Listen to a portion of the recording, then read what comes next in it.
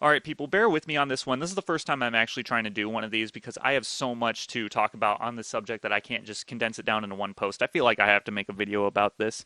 It is November 23rd, 2021, and it has been 5 days since Kyle Rittenhouse was found not guilty of all 5 charges. There was a sixth charge of gun possession that was dismissed by the judge earlier because Wisconsin state law does not prohibit a possession of a rifle of a person under the age of 18. Anyway, I'm happy about the verdict because it proves that actual justice is still a living, breathing thing in this country and that woke political activism did not triumph. Truly, the Rittenhouse case was the broadest, clear-cut case of self-defense that I've ever seen in my life. It was clear as day that it was self-defense, and the trial went on to further reveal that it was purely a political trial, stuff that was obvious to people for a whole year. Honestly, no sane, rational-minded person can watch that trial and still say that Kyle Rittenhouse is the bad guy.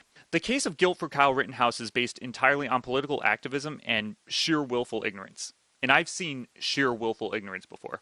I've seen people brag about how they didn't watch the Derek Chauvin trial because they didn't want their minds to be changed.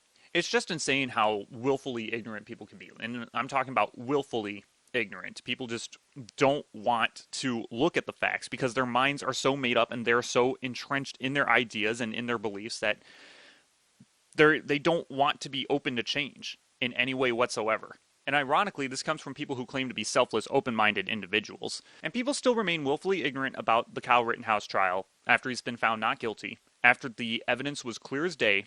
And the reason for this is because people have fallen for the mainstream narrative hook, line, and sinker for a whole year now. They've fallen for the narrative that Kyle Rittenhouse was a white supremacist who drove across state lines to shoot black people in a peaceful Black Lives Matter protest that erupted following the racially motivated murder of Jacob Blake. There is so much wrong with this narrative that I don't know whether to start off with the fact that Jacob Blake is still alive or the fact that Kyle Rittenhouse shot and killed 3 white people who were attempting to murder him. But of course the facts don't matter because the narrative that does matter is that this is an outgrowth of white supremacy. Oh man, white supremacy. Like zoink, Scoob. We have to look out for that white supremacy, man. White supremacy is right down the street. It's living around every corner. It's living around every rock. The only thing living under a rock are people who believe this nonsense. See, I'm 28 years old. I've never seen a white supremacist in my life. I don't know anyone who's a white supremacist. I don't know anyone who's racist. I don't know anyone who knows anyone who's a racist or a white supremacist. And I'm pretty sure if there are any white supremacist groups in the country, they wouldn't be any bigger than freaking card shop locals. I'm pretty sure if white supremacist groups existed, they wouldn't be any bigger than your anime clubs. But still, they want you to believe that white supremacy is around every corner, despite the fact that Kyle Rittenhouse shot 3 people who attempted to murder him, who were white. They still want you to believe that white supremacy exists when Jacob Blake resisted arrest, resisted a taser, and reached for a weapon on the floorboard of his car and got shot in the back 7 times and still lived.